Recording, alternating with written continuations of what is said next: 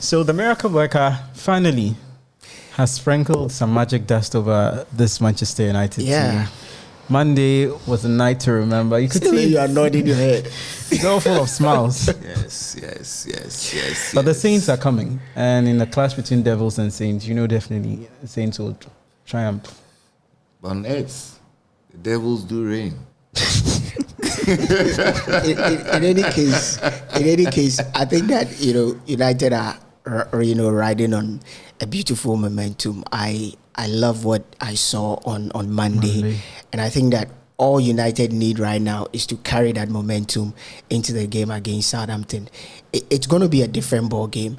If you watch how Ten Hag set his team up, he set them up practically to counter-attack, exploit the spaces that is likely to be left behind by the fullbacks of Liverpool. And it worked to perfection. Rashford running in behind the defenders. There was countless occasions that the ball was put through where he ran in behind the defenders, where even there were instances where Elanga himself gave Trent some tough time in that game. That will be a different ball game coming up against the Saints, because the Saints will not come attacking. So in this game, you expect United to be the ones to control the game, attack more. Likelihood the Saints are going to set up deep blocks.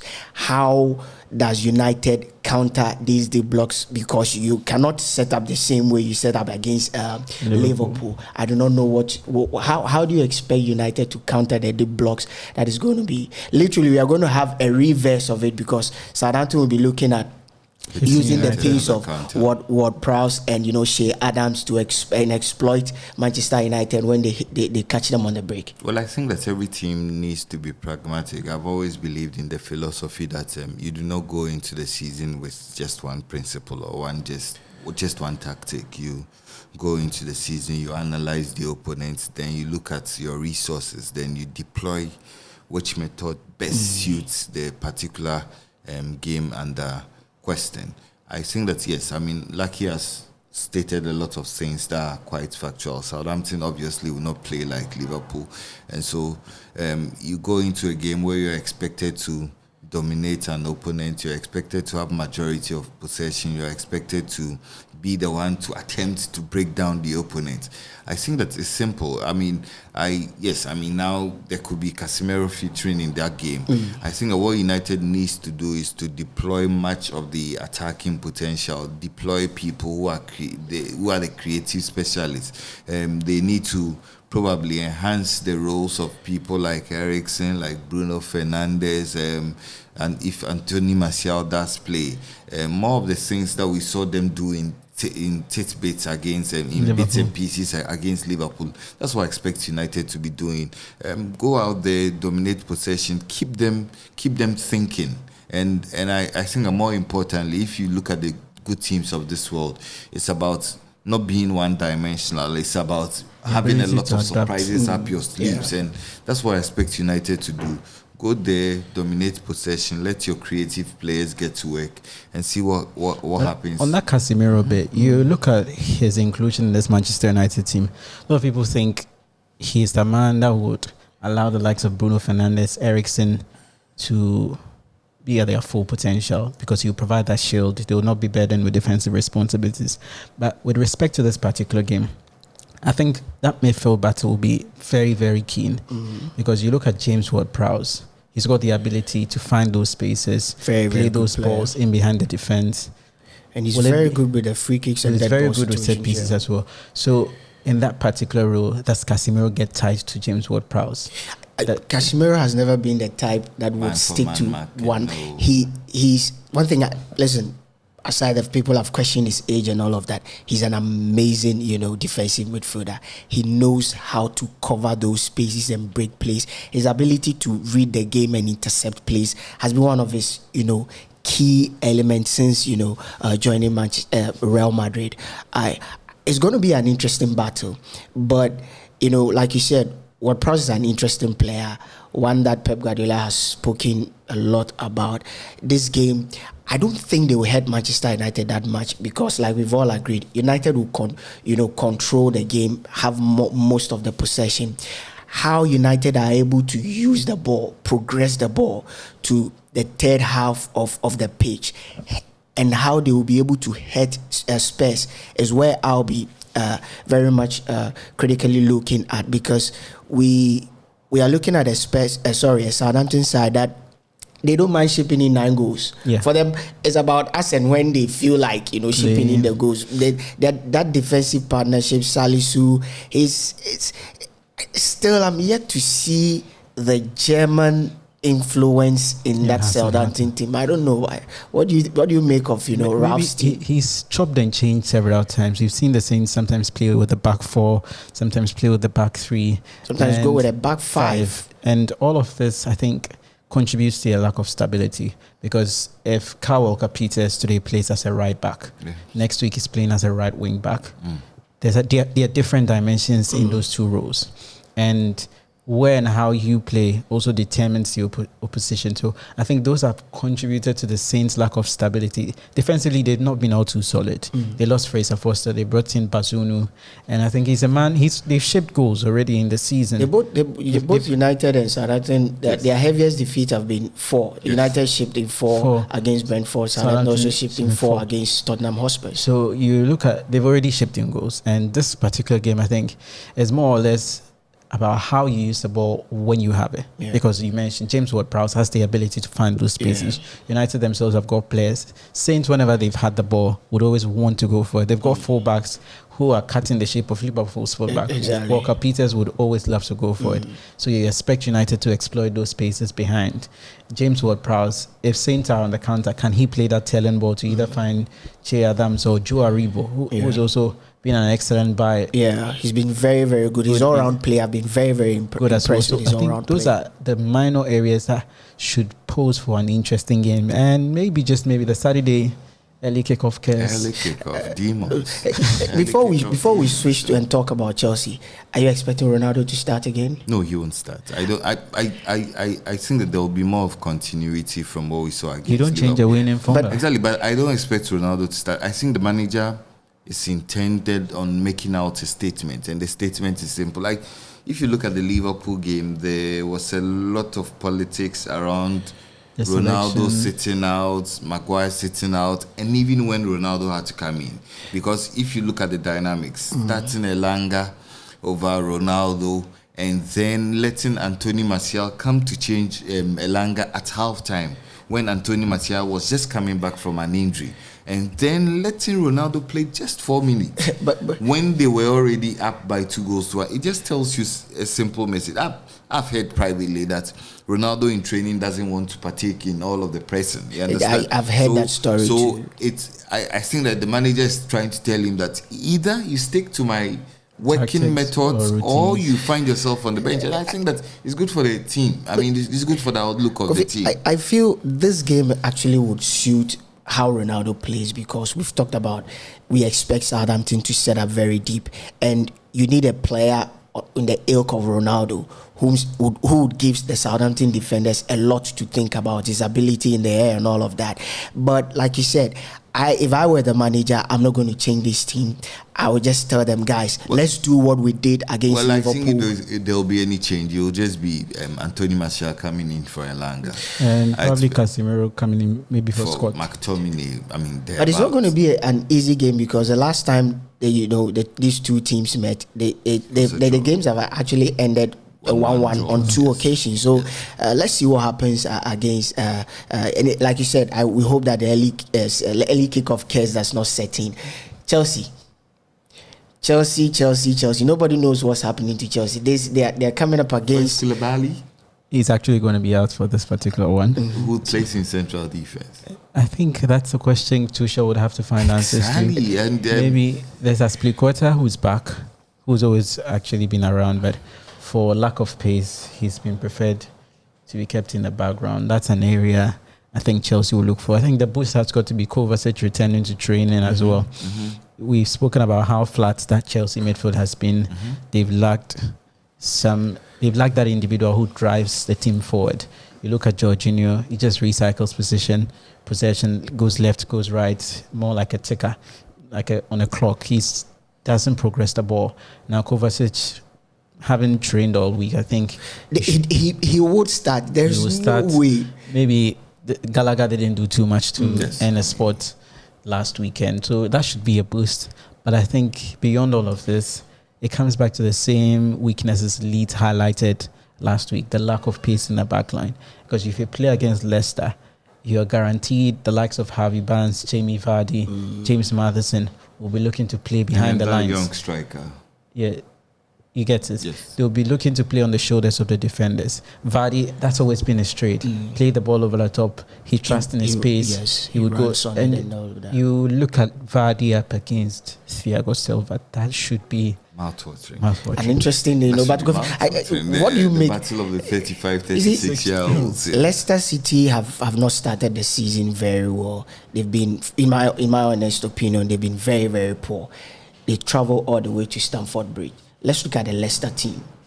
Well, technically speaking, Leicester have not been the same since their owner died. I mean, I think that, yes, the heights they had to hit under 2 seasons ago, they won the FA Cup. Yes, the heights they had to hit under his stewardship. If you look at post his demise, I don't think that they've been the same kind of team again. Yes, his son gets to run the team, but I think that a lot of question has to be thrown at Brendan Rodgers. I think he's been allowed to engage in a bit of criminality and go away scot-free. Because if you look at the results, that's a bit unfair. That's a bit unfair on Brendan Rodgers. It's not just this season. Well, last season, towards the tail end of last season, I think they've carried those same habits into. I think, to be fair to Rodgers, he's not had the luxury of bringing in reinforcements.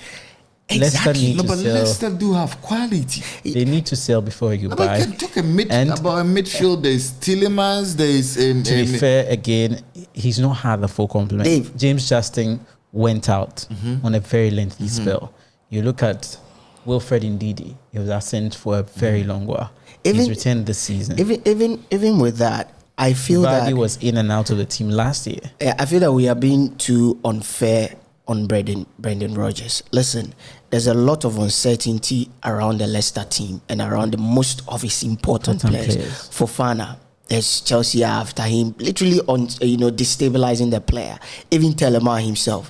Let's talk about Arsenal. He's not playing exactly. Even Maddison. So it looks like the key men in the team are unstable, and if you have an unstable team, you do not expect the team to play as expected. So I don't think that we should blame him entirely. But even with that, in Leicester's last 6 games, they've scored 5 goals. It means that they do not have a problem putting the ball at the back of the net. And this season, James Maddison has been the man that has been putting the ball at the back of the net. Against this Chelsea defense, I feel they can hurt Chelsea. Like we spoke about the pace of Jamie Vardy, and that the vision of Maddison will become very key and crucial in this game. There's still Albrighton. There's still they have some Harvey Barnes. Harvey Barnes is in the mix. There's somebody else. They have a black striker. Patson Daka. There's still Iheanacho in there. Our very own. I actually feel that Leicester do have a lot of quality. They do have to hit a lot of opening. Enough and okay quality to trouble some of these top 4 teams. Because if you have Daka, if you have Maddison, if you have Barnes, Jamie Vardy, if you have Iheanacho, you should be able to come up with a tactics that deploys your best attacking materials in the midfield. I mean, if you have a midfield that's Ndidi, that's Tielemans, that's enough quality. So where do you see this game being won and being lost? Well, as always, I think that this game will be lost or won based on who is proficient up front. I think that midfield. You look at the battle between Ndidi, probably Kovacic.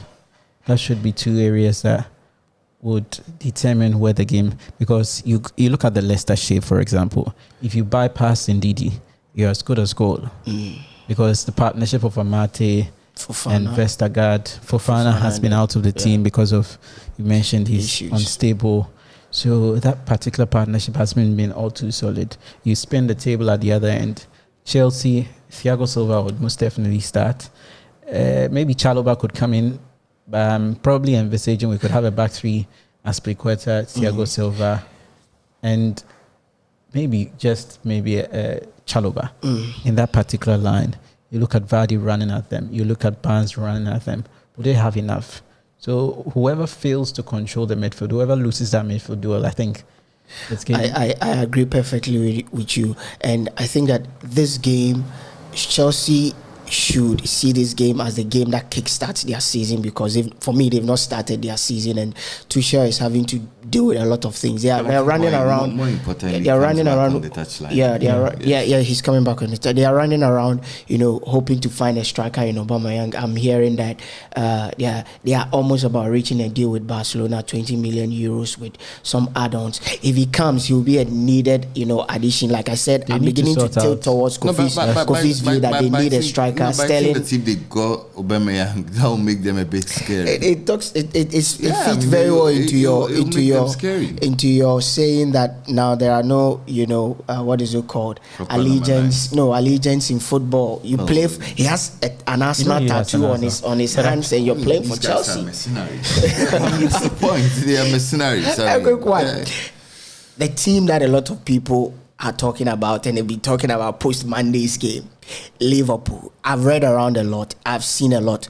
People are saying that Liverpool seem to have reached that self-actualization. Exactly, where the extinction point has set in and Liverpool are gradually descending. Is it true? That's too early. This team hasn't achieved much, to be frank. You just picked up an FA Cup and they've won the Champions League. They've been to the Champions League final on 3 occasions. You've been there doesn't mean you've achieved. It's almost like... But they've won it. It's almost like you say you've gone to the World Cup and you think you've won the World Cup. You've won a 1 out of 3. Yeah. And you won 1 Premier League title out of 7 seasons. You've won just a league and FA Cup double, and that's self-actualization. I think the extinction point has got more to do with the age as opposed to desire to win. Because you look at Liverpool on the opening day, their starting 11 had 6 players over the 30 age of plus. 30, yeah. You look at the game now, it's more or less about pace. Quick. It's more or less about the energy levels. And for some reason, Liverpool were outrunning that particular midfield on Monday. Milner and Henderson couldn't find their feet. Yeah, not to cut you in.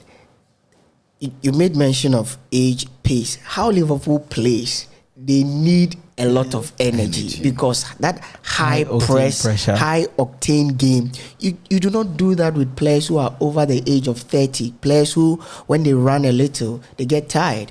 And people made mention of the Fabinho's absence as being one of the reasons why Liverpool struggled against Manchester United. But if you critically watch Fabinho in the opening games of the season, he's been struggling. Yeah. He's been struggling, and maybe there are some injuries you don't know about. Yeah, the entire Liverpool midfield is actually, for me, I think it's an aging midfield that struggles to control games. It's always been lightweight. I mean, yes. I mean, you can talk about the class of Fabinho.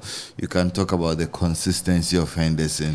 The only guy that stands out is Thiago Alcantara. But even with Alcantara, if you were measuring the figures, if you were measuring the output, I mean, how many assists does he make? You understand? Maybe he's one of those players who gets about his job silently. He's not an assist kind of guy. He plays more deep, tries to create spaces, so he doesn't necessarily need to create a lot of assists. I think Liverpool are finding themselves in Manchester United situation they were in some 4 or 5 seasons ago. You have a wide array of midfielders, but none of them is able to do the job. Yeah. Because as we speak, I mean, you talk about the fact that their midfield needs a lot of beefing. There's Alcantara, there's Fabinho, there's Henderson, there's James Milner, there's Elliott, there's Fabio Carvalho, there's Naby Keita, Fabio Carvalho, sorry. Then there's Oxlade-Chamberlain. You understand? So if you look at that midfield, they have like 7 players in that midfield, but none of them is able to do a job. That's why I think Klopp is a bit hesitant going out to buy. But on the Klopp bit, I think he's been stubborn. How? Because you listen to him times without number. He's pointed out that midfield doesn't need reinforcement. He's comfortable. The solution is within. But should be told, the solution is not within. Jude Bellingham. But he's gone out to sign He brought in Fabio Carvalho. But you clearly one can for the see future. He's relying on Elliott this season but to the solution to is blossom. not Elliott. The solution is not Carvalho. So who is the solution? Go out there and find. Because now I think that there are really no marquee, top-notch midfielders out go there. to Dortmund, they are splash the looking cash. for Jude Bellingham. Go get Bellingham. Go get Bellingham. Will he come? Go get Bellingham. If you splash the cash, Dortmund would. Let's look at the game against Fulham. Fulham have been very, very good in their last 3 games. And before we probably draw down the curtains on the EPL, Fulham have been very good. Mitrovic, that's a derby, by the way. Mitrovic on fire for them. How do you expect the game to go? Mitrovic versus Jesus is a battle I'm looking at. That's some fine strikers who are Arsenal, why Fulham. not Saliba against Mitrovic? No, I'm just looking at the strikers because gauging the impact. You know, Mitrovic had been in the Premier League for 2 seasons prior to this particular one. He had only pushed 3 goals. He's equaled his tally already from his last Premier League campaign. It tells you he's grown in leaps and bounds. Gabriel Jesus, 3 assists already, and he's got 2 goals himself. These are 2 men that lead the lines for the 2 sides. Now, how well they would both carry themselves on that particular day is what I think will give either side the edge over the other, because Arsenal, for so far, have been excellent, and everything is coming together because Gabi Jesus is playing some fine football. Arteta has found a way to get Martinelli, Odegaard, Saka all in sync with Gabi Jesus. You look at Fulham on the other hand, Marco Silva has done an excellent job. I think that recoup in Palinia, getting Andreas Pereira, those have been magical buys. Solid recruits. There's a lot of energy. Palinia literally took out Fabinho. He got himself some couple of goals last weekend, and that should be an Xhaka. We've spoken about how he's growing. Xhaka and Partey, that partnership. They've got a tougher test. And looking at how Fulham outran Liverpool, would Arsenal have the energy? Would they also have the energy to match Arsenal's energy? That should be an exciting game. Interesting. Well, I think this game, energy, but I am more interested in the physicality. You know, this far, I don't think that Arsenal have been confronted with a team that is this physical. That is why I think that I want to see how it plays out. I mean, Gabriel, Saliba, they've been very excellent this far. I want to see how that tactical battle plays out when you come up against the physicality of Fulham, and they won't hide it. You understand? I mean, they're a team that likes to put in the dirty tackles. They're a team that likes to get up and close and personal. And for me, those are the things that I will look out for in that particular game. Will Arsenal, the old demons of Arsenal, come back? Because Arsenal have always been a team that is frail against teams who are very physical. So those are the little subplots I'll be looking at. Interesting numbers. You know, if you look at the game, Arsenal, you know, are ranked number 1 as goal per match. They're averaging 3 goals per game. It means that their attackers are firing at all cylinders. Fulham, on the other hand, have not scored in their last 3 away meetings. So if the numbers is anything to go by, it tilts towards in favor of Arsenal. And you look at the momentum Arsenal are riding on. I'm expecting that this game will be a very good game, but I won't be surprised if Arsenal put lots of goals past Fulham. Well, this game is guaranteed a lot of goals. That's the point. Just to round up, who are you putting as your FPL captain this weekend? Well, I still think I'm going with Kevin De Bruyne against Crystal Palace. On that Kevin De Bruyne note, Palace City. They've been a banana peel. Last season, they were the only side to have kept City from scoring in 2 games. Another, they've been in a thorn in the flesh of Manchester City for a while now. It's going to be a cracker. Very solid counter-attacking team. Yes, I think Pep Guardiola will look at the opportunity and try to extinguish all of these theories. You understand? I mean, I think that he would want to go out there, stamp his authority, especially on the backdrop of what happened against Newcastle. He probably wouldn't want to repeat.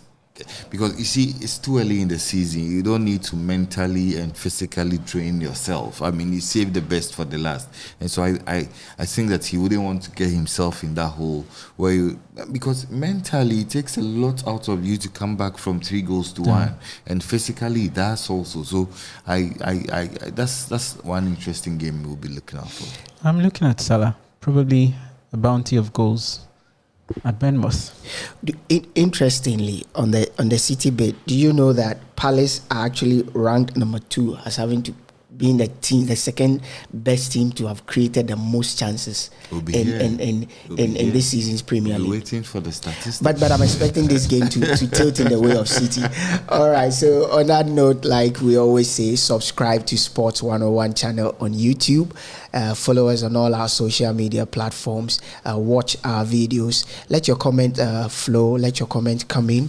Expect that we will take your feedbacks and your recommendations and anything you want us to do and make sure the show gets better. We will do it. But it's important you subscribe to the channel and watch our videos. My name is Lucky Soglu and he is Kofi Asiedu. David Affle.